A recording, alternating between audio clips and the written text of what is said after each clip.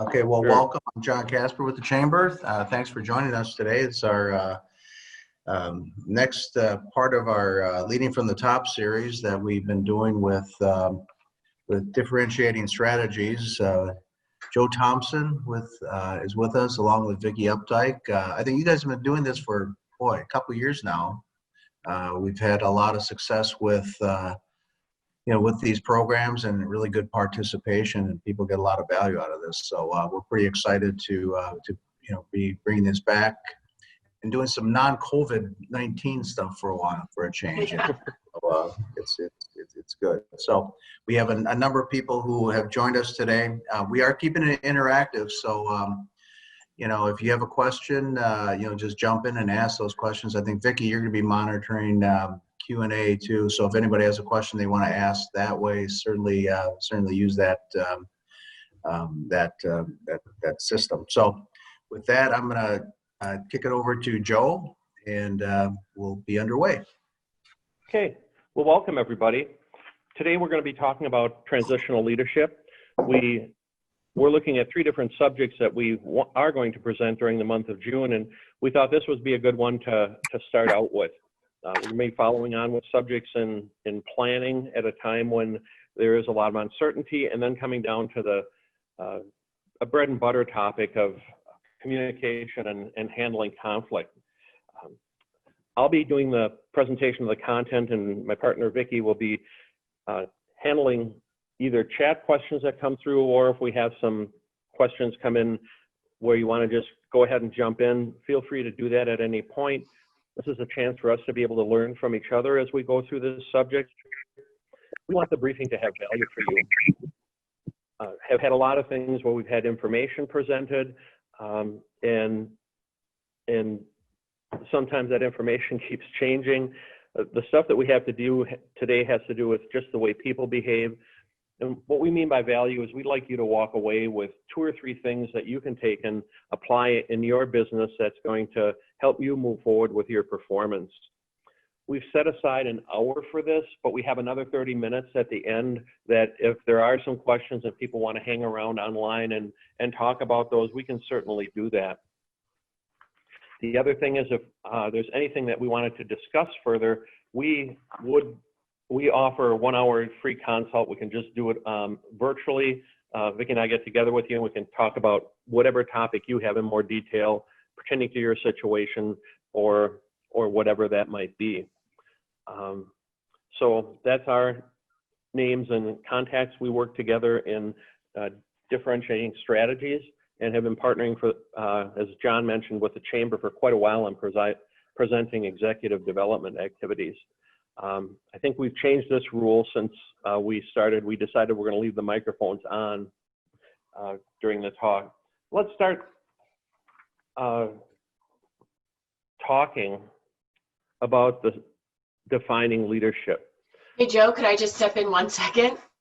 Please. Hey, I am watching. I'm helping Joe watch the chat. But as I would like to hear from you via the chat. What are you looking to get out of today?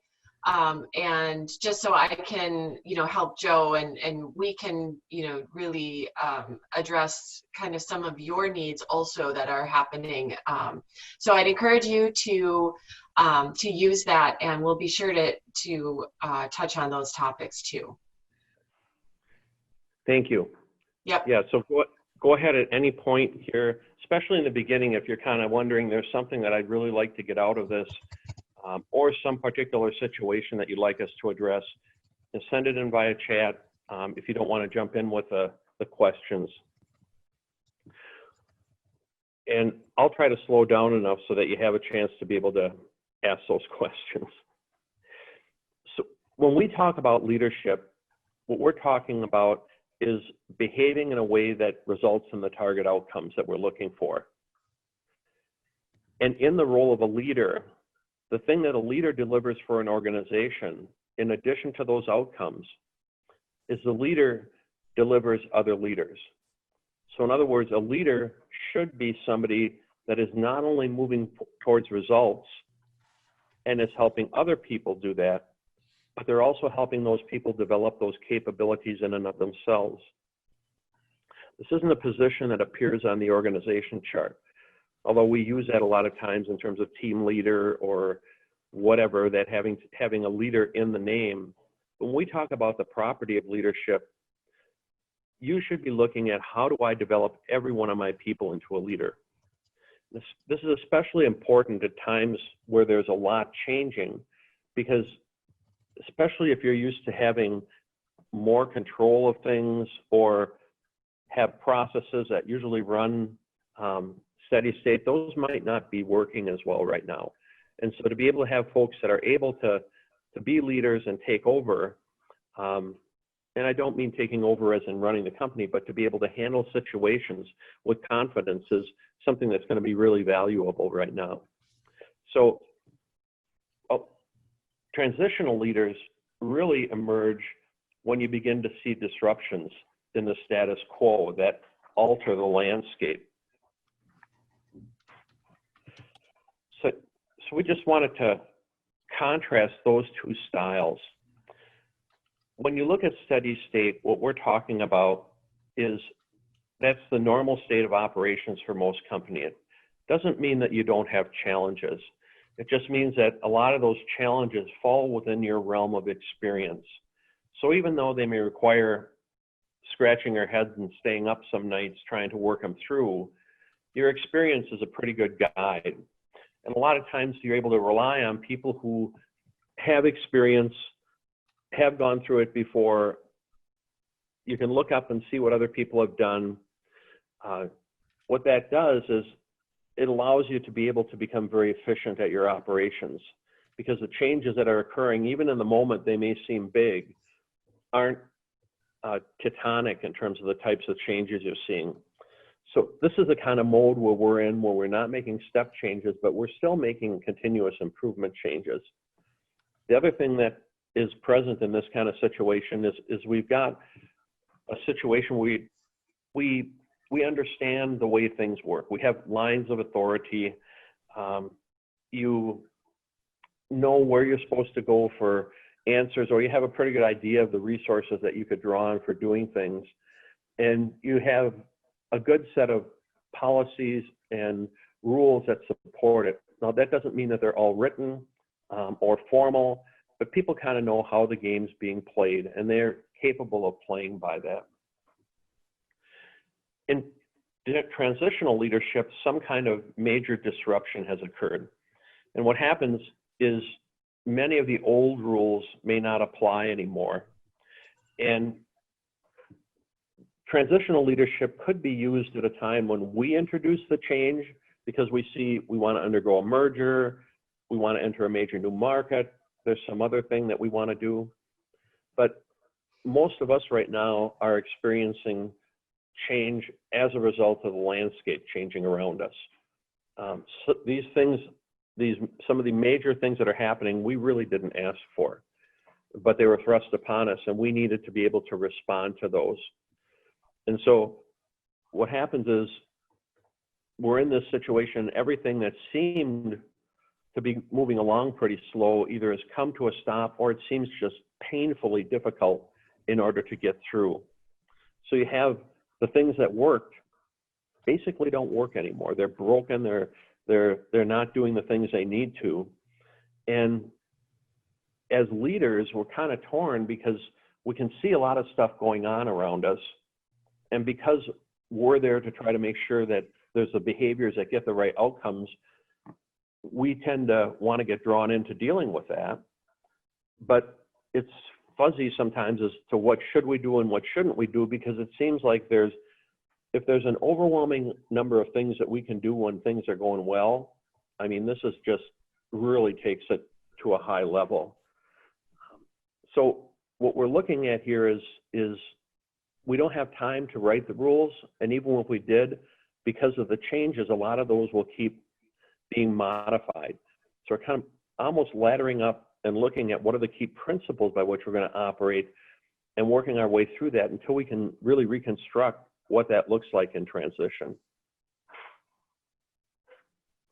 Joe, we had a couple of comments just on things that they would like to get out of today. I just want to jump in here with those because I know you will be addressing them as we go through. But one Sure. is just the ability to develop future leaders in organizations, and and skills on that.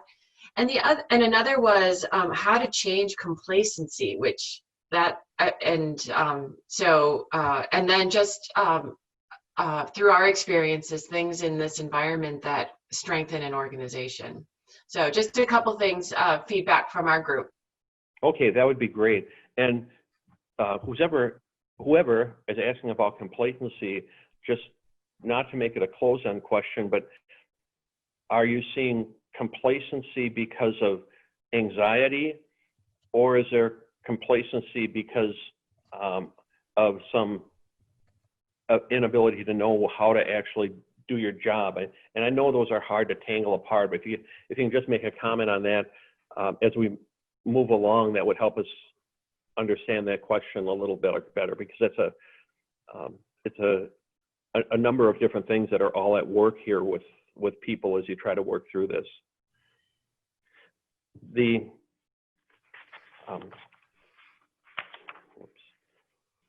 Sorry, I had my notes written down and I tried to cover up my notes. I don't have, or my questions written down.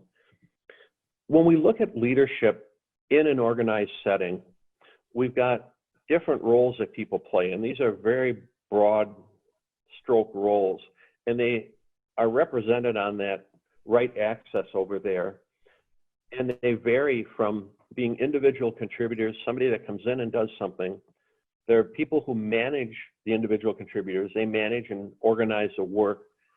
There are people who select what work is going to be done. They may be setting up the priorities. They may be choosing markets we participate in, the products we produce. And then there is the executive team, which really looks overall at, are we doing the right things in order to achieve the objectives of the organization? And finally, there's a senior executive, and that person is looking out over time, where do we want to be? But they're also looking out into the environment at things like our investors, our customers, our competitors, those kind of things. Now that's obviously, none of those are the exclusive domains of everyone, but that from a general standpoint, the further up you go, the further out in time you're going to be looking, but also the bigger the decisions are that you have to make. Which means if you're an individual contributor and you make a decision and you do something, you might be only looking at a day, 2 days before you see its impact and get some feedback and can make an adjustment. On the other extreme, if you're the executive, you may be looking at making some investments that you might not know the payoff in for an extended period of time, perhaps even years. In the situation that we're in right now, it's really difficult to have that crystal ball.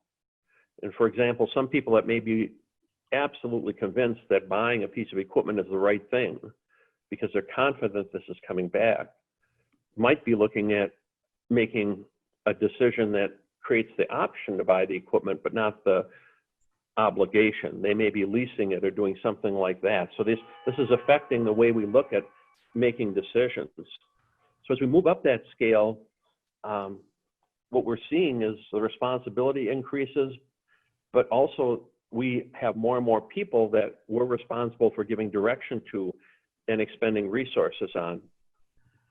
Now just, if you stop for a second and think about this, when we're under stress, where do we tend to go?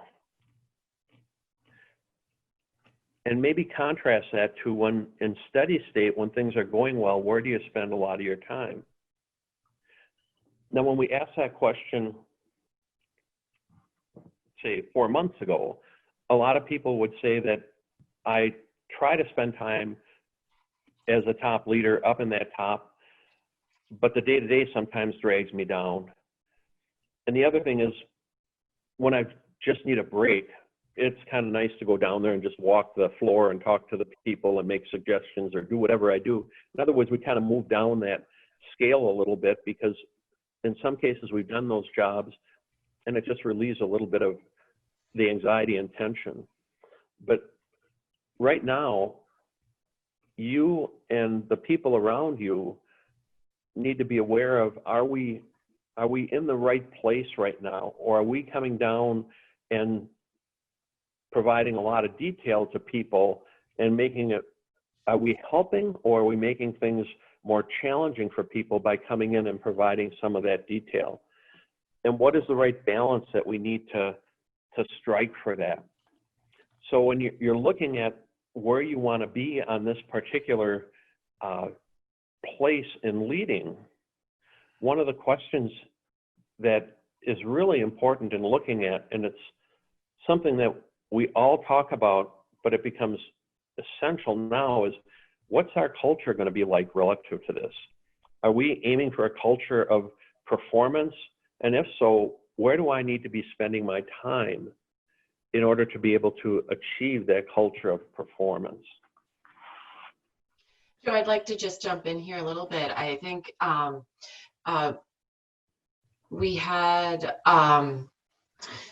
Michelle chime in that, you know, the difficulty of transitioning up in leadership. So you were maybe a manager doing day to day, and, you know, you've moved up through the organization, and now the organization is looking for you to set direction, whereas not that long ago, you were the one that was just being told what direction we're going in.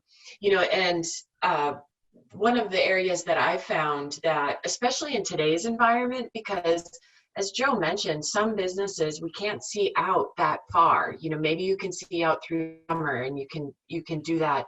So it's not necessarily having a firm plan of work, because that is changing in our environment. And there are things that happen that change that every day right now, right? So I would say that it's the planning process and those questions that Joe has been mentioning, just about, you know, that, you know, these are the questions we look at every day, and this is the process we go through to help guide the organization. But Joe, what would you have to add to that? Well, and I would have to add that I think where the role of the leader, where we get the old structure kind of that has been compromised, that isn't working anymore. The role of the leader is to help to create that new structure. And so, for instance, bringing up planning, we're going to talk about planning in the next section, but in the case of planning, then what are we going to be doing? Because the plans that we have aren't that useful anymore, because they were based on assumptions that really don't exist anymore. And so what becomes more important is the process by which you plan. And as we go through this discussion and through some of the subsequent discussions, you're going to see more and more about less of a putting together a framework and more about putting together something that is fluid and something that you can adapt as you move along.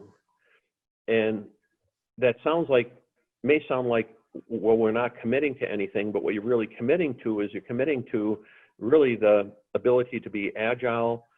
And I separate that from the agile project management, but agile as leaders in the sense that we are going to tell it the way it is, but it doesn't necessarily mean that's the way it's going to be once we get a little bit more information. And we're going to get into that a little bit more when we get in, as we move through this discussion. Joe, another question is that, you know, the pushback is that we've always done it this way, you know, which for me, in my, you know, that is one of the worst questions. If that is your answer to why something's getting done, I will for sure peel it apart and figure out a new answer. But the question just really is, you know, especially in today's environment and just always, I guess, Joe, you know, is that how do we get over an answer of we've always done it that way, especially from those day-to-day contributors? Well, the answer really is in the outcome. And that is, if we've always done this way, and we want to continue doing it this way, is that producing satisfactory results for us? And if it isn't, are you willing to entertain looking at something different, even if I can't tell you what different is right now? Can we at least recognize that the way that we've done it may need to change. And in some cases, we've always done it this way before, may be adequate. There may be something that the person who's doing it, because they're closer to it, doing it, that they can see ways to make adjustments and make it work, then that's to our benefit, because we've seen something that we may have thought needed changes, but it doesn't. That's part of that transitional leadership, is really engaging as much of the team and their different perspectives in order to be able to come up with the solutions that are going to work for us, even if they just work for a couple months before we get another change. Mm-hmm. I totally agree, Joe. I think the important question there is outcomes over tasks, right?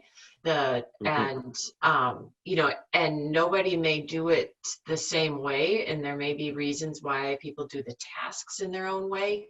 But I would challenge, if the outcome needs to be faster or different, or have a different outcome, start with that question. Yeah, and again, part of the thing here is as a leader, one of the things you want to do is build a team. And we used the word culture before. And that's kind of for some reason, people, a fuzzy word, but I'd like to propose simply that culture is the relationships that you have between the people in your organization. That's what defines a culture. So when we have an open culture, we have a culture that is open to new ideas, open to new people, that is inclusive. When we have a culture that is a performance culture, we have people that are really working to try to obtain the outcomes. They're not just going through the tasks. They're really working at obtaining the outcomes. And now more than ever, you need that culture that engages people, that includes them in what's going on, but also a culture that goes ahead and recognizing that there's different gifts people are going to bring, different perspectives, and allows them to be able to take that initiative and apply those things and get the outcomes we're looking for.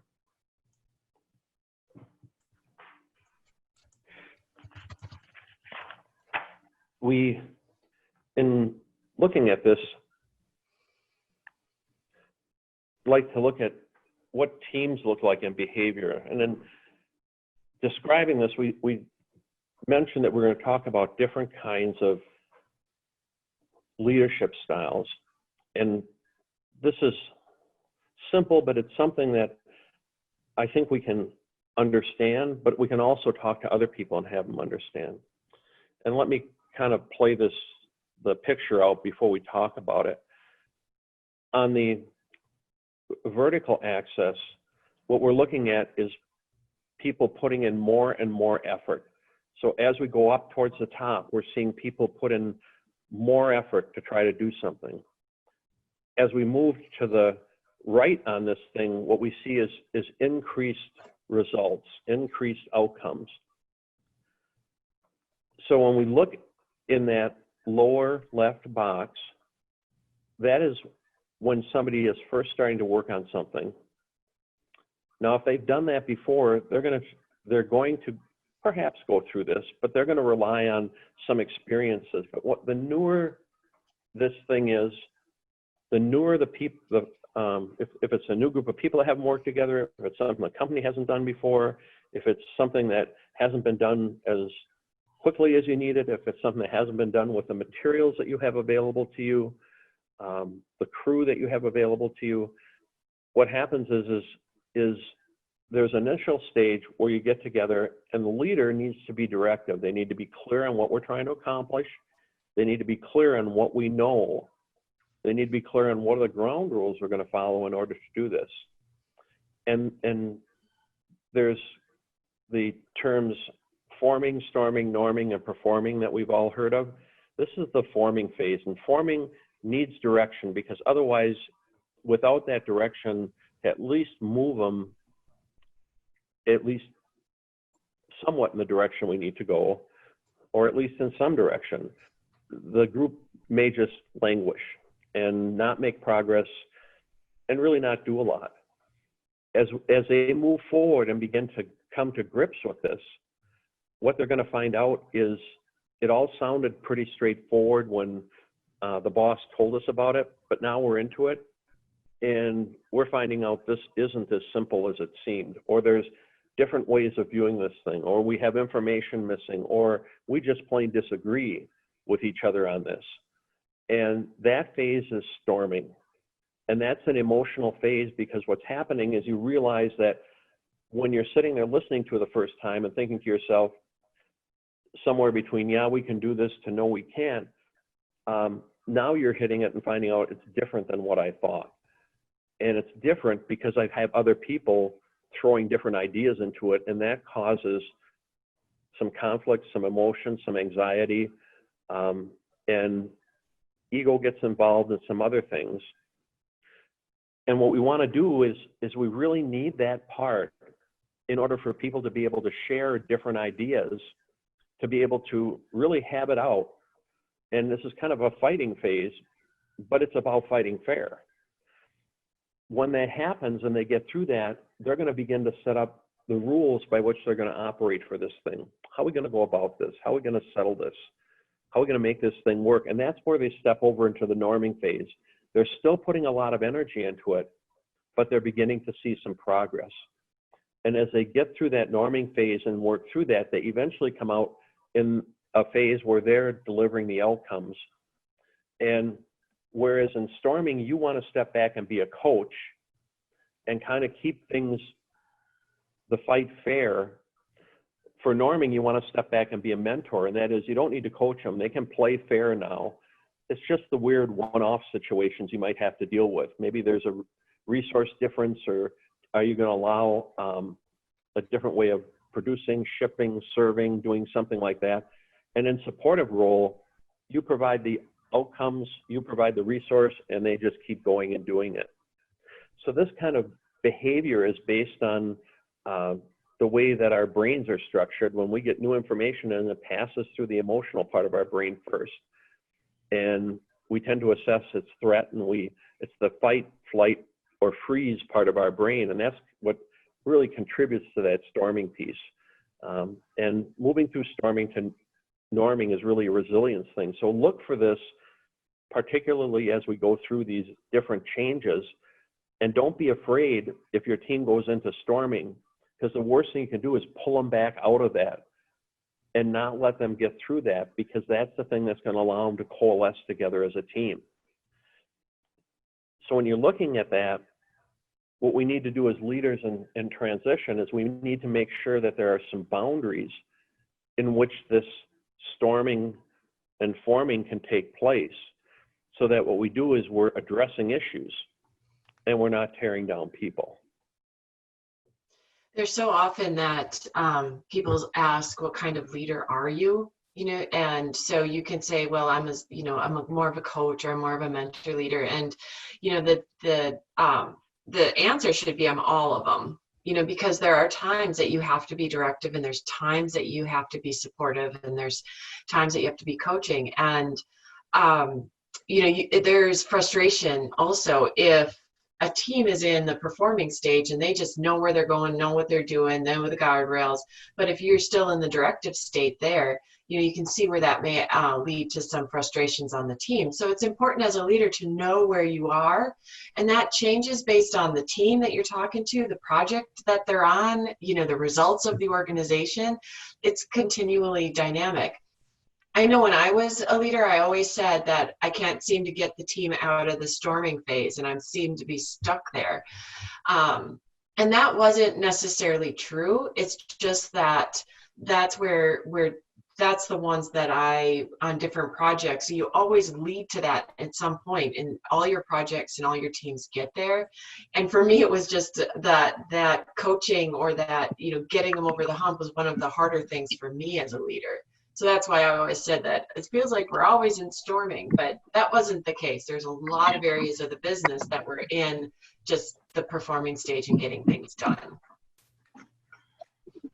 And you will have some people who really, really like that storming and norming phase, and they get the adrenaline rush out of it. But that's fine. Move them into getting it into steady state, and then just throw them back into the next problem you have. Those are the kind of folks that are going to gravitate towards that. be excited with it, but you also have to make room for the folks that are not as comfortable there, so that they're still able to make their contributions, that they still remain engaged with this. Sometimes it's the people who are the slower processors, the ones who maybe stare at their feet more when they talk, and they may not be that great in a group, and you slide pizzas under the door to feed them, but they keep coming up with good ideas. And so it's intended to really embrace the full extent of the skill sets and personalities that you have working with you. We have 4 basic principles that we see applying in transitional states and change states. And these are intended to be pretty simple, because these aren't things just for you to understand as a leader, but these are things that people ought to understand throughout the organization. We're going to take a little time with each of them and talk about what they need. But we're going to talk about being honest, not guessing, making it about issues and not people, outcomes not tasks. Now, some of this you've heard a little bit about, as we talked about earlier in here, where we talked about really need to be outcome focused.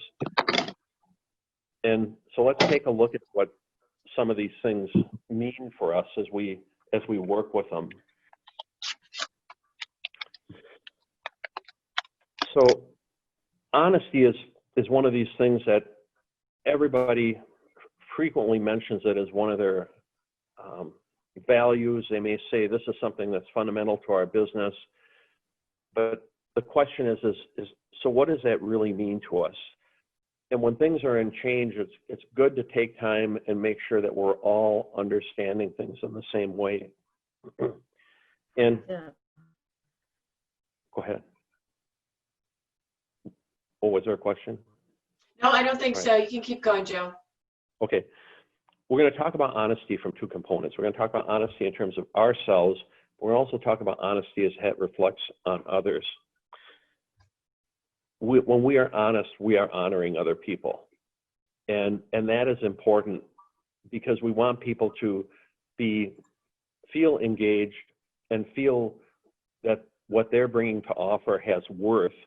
And particularly in a situation where a lot of things are changing, what you want to do is, there's some things you can't control and they'll keep changing, but you have the ability to keep some things constant. And when we talk about planning, you're going to see us talk about keeping the planning process constant. When we talk about dealing with challenges and working together as a team, we're going to talk about that process of how we work together staying constant. So even if the context is changing, we know what to expect from each other as we work our way through it. So the honesty isn't necessarily spilling everything out. People realize that there's things that you might have to hold back. And you can even tell them, I'll tell you everything that I can. And that's an honest response. And honesty is really telling it the way you understand it right now. That doesn't mean that 2 weeks from now, you might understand it different. And there's this thing people get into sometimes where they think, if you're honest, you've told me truth, and truth never changes. But in honesty, it's about telling it the way we understand it right then. So you may be turning around at one point and saying, at this point, I don't see a need for any kind of layoffs, that we're going to weather this thing through. And 3 months later, you may be telling them, because you've seen situations and circumstances change, that we're going to have to do some furloughs. And both of those are honest responses. What you're doing is you're trying to let them know on a timely basis what it is that you understand. And what you're asking for them in return is that that they're going to honor you by telling you the same thing, what they understand, because you need feedback from them, honest feedback, in order to be able to address their questions, and in order to be able to really see what's going on in places that you can't see what's going on. You honor people also when they tell you the way they see it. If that changes over time, what they see, you got to give them the grace, extend the grace to them that allows them to make that change. So there's going to be some things as we go through this that people are going to learn. And there may be some people in the beginning that pound their fists down and say, this is just the way we have to do this. But 4 weeks, 4 months from now, they may be saying something different. And to turn around and hold that over their head, what they said 3 months ago, isn't giving them the chance to change, isn't giving them a chance to grow. And as a team, if we're going to be honest with each other, we need to honor each other and allow us to grow as we learn things. And that shouldn't be seen as failure on a person's part when they learn and grow. It should be seen as something positive. Now, you may want to understand better where they're coming from and why they're making those changes, but part of honesty is also an ongoing dialogue, so that you're going ahead and working with the people to understand them and confront their issues, not to use the words that they provided you in order to try to assign blame to them, which is a very personal thing. So honesty, if you begin to think of it in terms of honor, really is a key to keeping people engaged. And it's a key for them knowing that you may not have a crystal ball, but the extent to which you understand the situation right now, you're going to share that with them and keep them aware of it, to the extent that information is something that you are able to share. And sometimes we talk about honesty, but we're not quite clear as what it is. And we start getting this idea of true, which rather than use true, say what's real. And in these situations of transition, what's real, or what we perceive as being real, is constantly being challenged. So we can expect that when people tell us the way it is, that there may be some adjustment in that over time.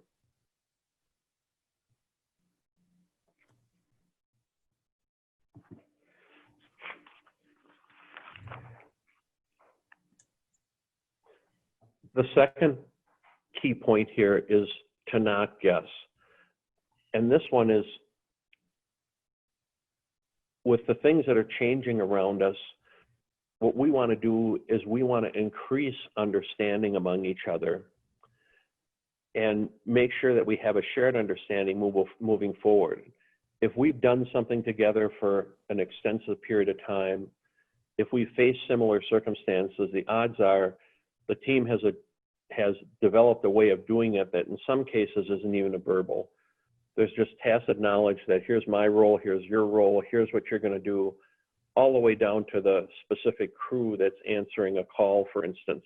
They just know what the other one's going to do, and they just go about and do it. But in situations where there's change, you want to put a little bit more energy into verifying, is this the right information? Do I have the right understanding of what's going on?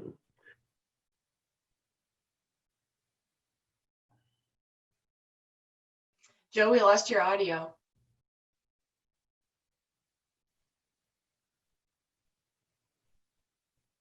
There we go. No, you're back. Thank you. Thank you. Oh, my thing is now telling me my internet is unstable. I haven't seen that before. You're all right. Okay. But one of the things that we want to do is to verify, just have people play back what they're hearing. It doesn't have to be a long playback, but just verifying, you know, I've got this, or I'll be proceeding with this, or whatever. If it's in a meeting, it may mean at the meeting you just review at the end of the meeting, what are the things that we agreed to here, and who has responsibility for them, and who's going to do them. Or it may be at the end where you ask for clarifying questions And if nobody says anything, you turn around to one of the people and you say, okay, so summarize what we just talked about. And it's kind of interesting sometimes when you do that, when you ask the question, does everybody understand? Everybody kind of nods their heads. When you ask them to explain what you wanted to hear or what you just said, a number of them start to get really uncomfortable. So the idea here isn't to make people uncomfortable and put them on the spot. Just tell them they can phone a friend, call on somebody else to do it. But what begins to happen is as they begin to learn that you're going to turn around and you're going to verify what the message is. So you want them to start asking questions in real time so that you don't end up going down a path and wasting your energy on something that they assume they understood because they've done this before. But because of the circumstances, they may not be able to do it the same way again.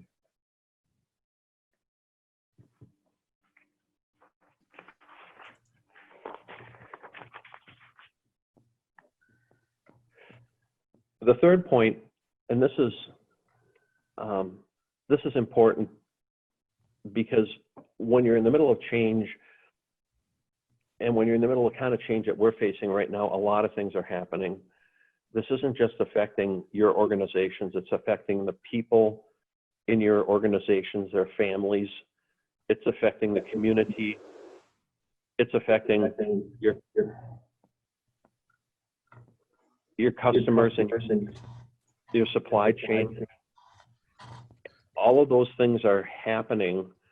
And so what we want to do is we want to make sure to try to get this focused on what are the issues we're trying to address.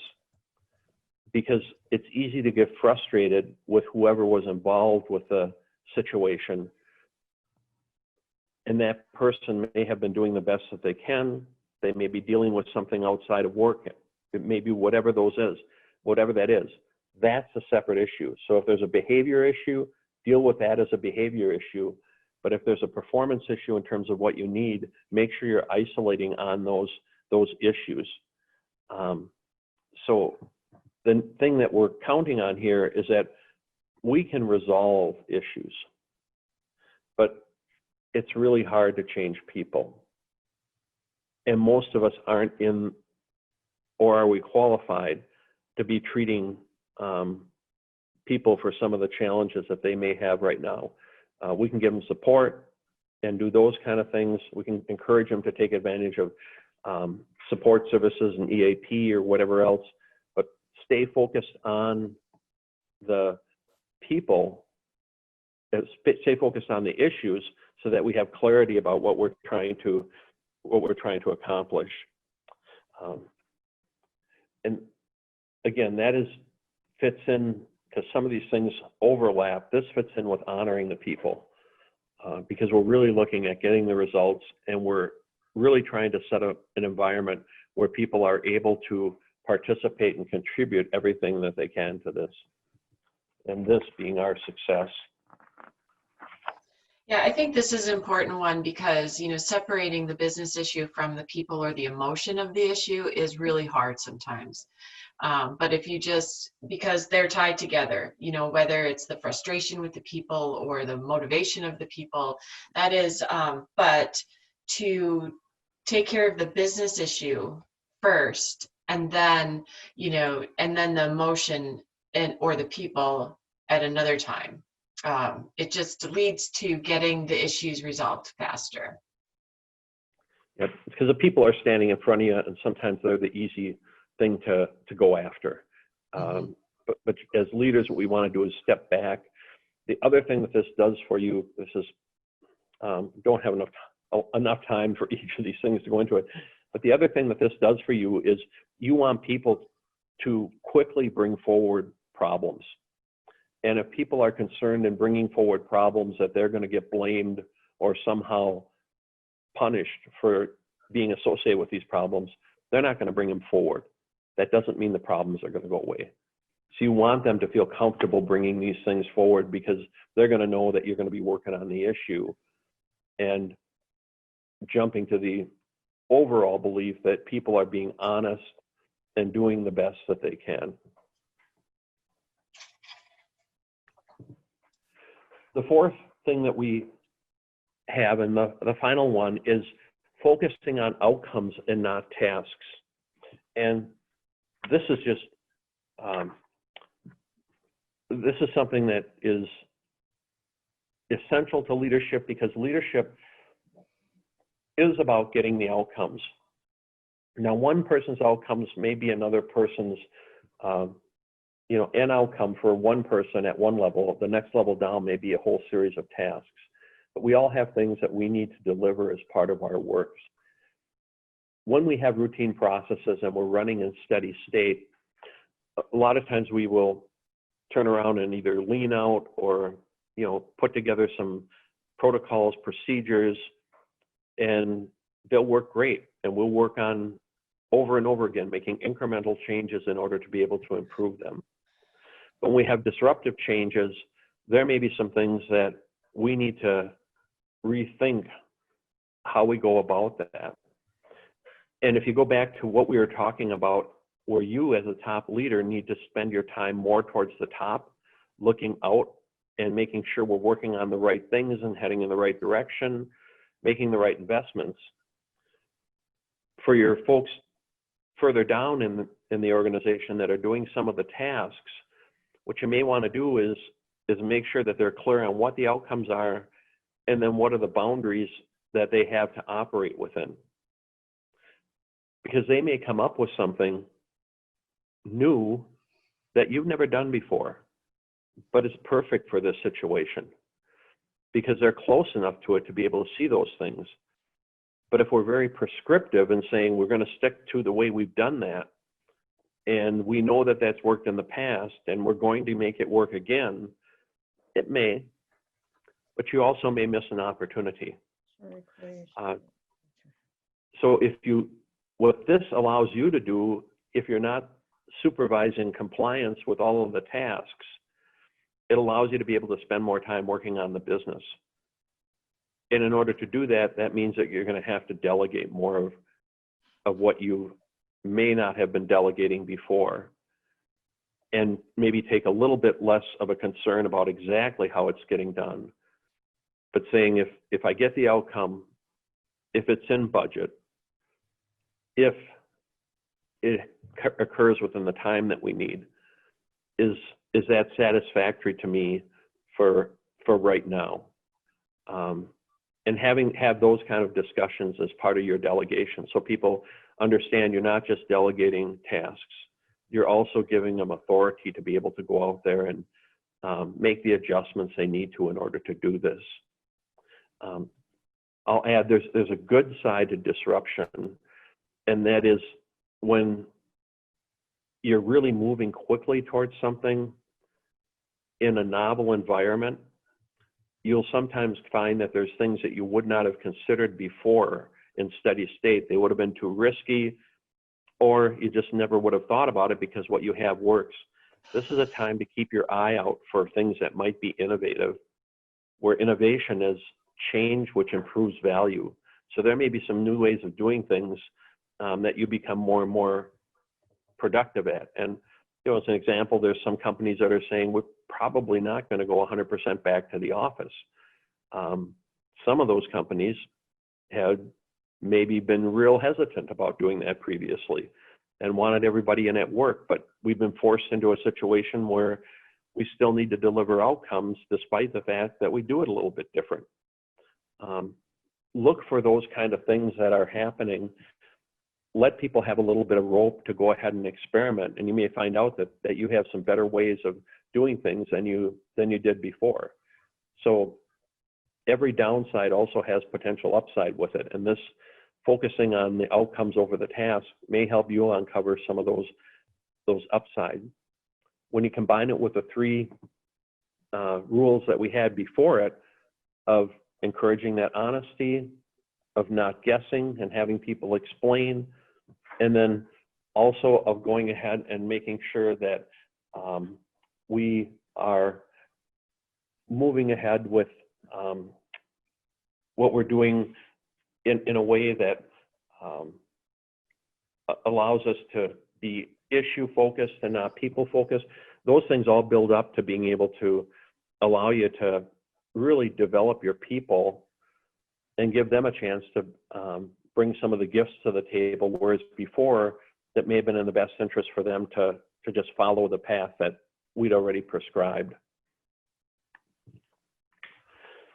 So if you're looking for how to proceed, look for ways in which you can have some constancy around what you're doing. And what we're suggesting is having some set of ground rules that everybody understands, that these are going to be here regardless of context, is helpful for your people being able to navigate this. It's helpful because it's not a decision you have to make over and over again. You know, by default, you're going to be honest, you're not going to guess, you're going to focus on issues, you're going to focus on outcomes. Look at your vision. Look at what it means to you today. As you begin to delegate some of those things down, use that time to be able to do that. And as you delegate to others, you're going to help them engage, and they're going to be able to bring gifts that you may not have known about, or you may have known about it, but we just haven't had the situation to take advantage of them so far. The being gentle just means to recognize that everybody's under a lot of stress. And there may be some outbreaks or maybe some breakdowns where it doesn't have anything to do with you. That's where stepping back and looking at the issue is. If this person's been working long hours, if this person's been trying to juggle family situations and maybe has somebody sick or something like that, step back and look at that and not necessarily get caught up in the behavior of this. And then keep being honest, keep people letting know the way it is as you see it, even if that means that you see it different from week to week. If you're candid and talk about that and say that you're trying to do your best in doing that, people will appreciate that. We have 2 other sessions that we're coming up. It's going to be similar in approach to what we're doing today, same kind of presentation format. And those are about planning during uncertain times. We'll be talking about the planning process and how to flexibly create some kind of navigation map that you can use. And it isn't a plan in terms of a steps that you follow. What it is, it's a framework for making decisions that gives you a consistent way of being able to look at your path forward, so that you have a way of stepping back and looking at what are the context I need to look at as I make my decisions. And then we're going to come to communication and conflict. This is going to be no different than what we have done all along, because we believe that organizations ought to be innovating and ought to be in a state where they're continually moving to become better and stronger. So we'll be talking about what is communication and what's its counterfeit. Because right now is a time where we're probably under stress, maybe using some counterfeits for what we really should be using. And we'll go into those in depth over the next couple weeks. So what I'd like to do is challenge each of you to think about 1 to 3 things that you can take away from what we talked about today, that you can apply in the work that you're doing in the next 2 or 3 days. It doesn't have to be a monumental shift, but if you take 1 or 2 of these things and invest them, begin to practice them. If you take something that came up to you, didn't have anything to do with what we talked about, but it triggered a thought for you, write it down. Because otherwise what's going to happen is a week from now, you're going to forget about it. And it's not going to bring you the value that we intended by bringing this to you today. I'd like to remind you, I think we said in the beginning, that if any of you want to just have a sidebar sometime in the future for an hour and talk about your particular situation or some particular questions that we haven't been able to get to, Vicki and I would be happy to spend that hour with you in a virtual meeting and going over that in confidence. Other than that, absolutely. I would second that. Joe and I would usually take time after the session to meet with you and but you know, it's a little difficult doing that right now. So please reach out to us if you're interested. We could have a quick conversation and just to get feedback on today. But we would love to meet you. So if we can add value in any way, please reach out. All right, we want to make a difference to help you all get through this, and not just to survive, but to thrive. So, Vicki, do we have any questions that you've accumulated that have come in on this or anything? No, I think, you know, I appreciate the interaction that we've had. Thank you for that. No, I think, Joe, we're good. Okay. Well, so here's our, oh, put the other slide back up, Joe. Here's our contact information again, just in case if you missed it. there we go. Yeah. If you want to take a screenshot of that, go ahead and you'll have our contact information. If you're not sure, just shoot Mark or John a note. They have our contact information. We're on LinkedIn, so you can get to us in a number of different ways. We'd love to hear from you. Any feedback that you have on this and the value it has, please get that back to the chamber and they can let us know about it. We're trying to do the best that we can to try to make these things of value, and this is the first time we've taken this format with this number of people. So I'm sure there's things in here that those of you that have been doing and attending these webinars for a while may have that we can do that it's going to make this better for you. So please bring that on. We appreciate your honesty and candor in sharing those things. Okay, well, great. Vicki and Joe, thank you very much, and thank you all for joining us. We have recorded this session. I saw it pop up on a question, so you will be able to go online on our website and go to the archives and look at this video and go through that again. And I'll have Mark Alphin in our office just email a link to that website posting. So again, thank you for being with us. Next Tuesday, the 16th, we have the next session, which Joe talked about. So you know, we certainly you know, offer and invite you all back, and I think you're all signed up for that session, so that'll be good. And if any others just want to join in on that, please share that with others and have them join us. So with that, thank you, Joe and Vicki, and thank you all for attending, and we will catch you next Tuesday. So thanks a lot. Thank you. Thank you. Goodbye.